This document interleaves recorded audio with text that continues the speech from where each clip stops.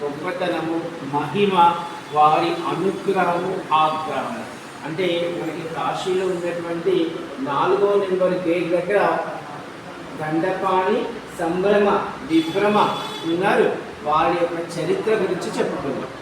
అంటే ఆ దండపాణి యొక్క సంభ్రమ విభ్రములు ఎవరు, అసలు ఈ దండపాణి ఎవరు, ఈయనకి ఎందుకు ఇంత చరిత్ర మనకు కావచ్చింది.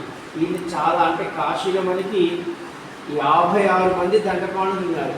అందులో ఈయన ప్రముఖుడైనటువంటి ఒక దండపాణి. మనకి మైలవరి దగ్గర ఒక దండపాణి ఉన్నారు. ఓకే, అయితే ఎవరు ఈ దండపాణి సంభ్రమ విభ్రమల యొక్క చరిత్రను, అంటే ఇప్పుడు మనం చెప్పుకుంటున్నాం కదా, ఏదో నాకు ఉత్తాభర్తిగా నచ్చింది నేను చెప్తున్నాను. మనసా వాచ కర్మణ త్రికరణ శుద్ధిగా వింటారో వారికి కాశీ అన్నపూర్ణాదేవి, కాశీ విశ్వనాథుడు కాశీ వాస ఫలితమును నిర్విఘ్నంగా ఇచ్చేస్తారు. అంటే మీరు ఉన్నారా ఉండలేదా అవన్నీ కూడా కాదు, మీరు నిజంగా ఈ దండపాణి అనుగ్రహం ఉన్నా, లేకపోతే ఇప్పుడు ఈ దండపాణి యొక్క కథను మనం ఎవరైనా చెప్తుంటే మనం చక్కగా విన్నా కానీ, అంటే ఈ దండపాణి కాదట, అన్నపూర్ణమ్మ విశాల విశ్వనాథుడు మనకి పలానా వాణి అమ్మ వింది కాబట్టి 8-9